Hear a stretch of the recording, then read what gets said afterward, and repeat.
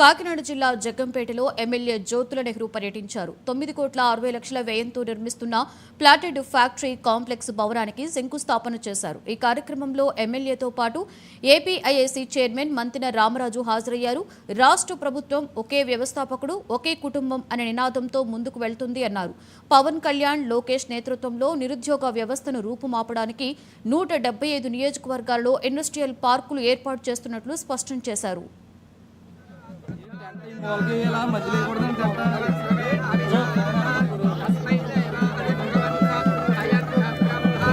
ఆదేశాల మేరకు గౌరవ చంద్రబాబు నాయుడు గారు కానీ ఎన్డీఏ కూటమిలో భాగంగా ఈరోజు ఎంఎస్ఎంఈలో భాగంగా ఈరోజు మన జగ్గంపేటలో ప్లేటెడ్ ఫ్యాక్టరీ ఒక కాంప్లెక్స్కి ఫౌండేషన్ వేయడం జరిగింది.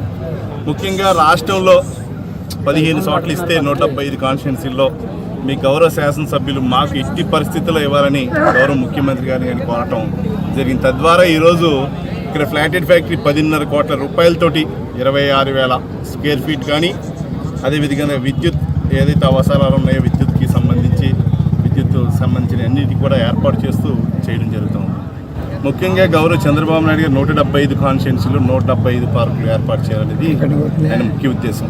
తద్వారా ఈరోజు మనకి సుమారుగా 50 కాన్స్టిట్యున్సీల్లో ఈ రోజుకి మనం చేయడం జరుగుతుంది. అందులో 39 ఏమో నూతనంగా పార్కులకి ఇలా ఫౌండేషన్స్ కానీ ప్లాటెడ్ ఫ్యాక్టరీస్ కానీ ఏర్పాటు చేయాలి. అంతేకాకుండా కొన్ని ఆల్రెడీ 2014-19 మధ్యలో కన్స్ట్రక్షన్ మొదలెట్టి గత గవర్నమెంట్లో పూర్తి కానిటువంటి పార్కులు కూడా ఓపెన్ చేయడం. అంటే 175కి 125 కాన్స్టిట్యున్సీలు తప్పి 50 కంప్లీట్ చేయడానికి 4 నెలల్లో పూర్తి చేయడానికి ప్రయత్నం చేయడం. కనవ 110 కాన్స్టిట్యున్సీలు కూడా గౌరవ శాసనసభ్యులు కానీ గౌరవ ముఖ్యమంత్రి గారు కానీ గౌరవ మంత్రి గారు కానీ లోకేష్ బాబు గారి ఆధ్వర్యంలో ప్రతి చోట కూడా ఏర్పాటు చేయడం జరుగుతుంది.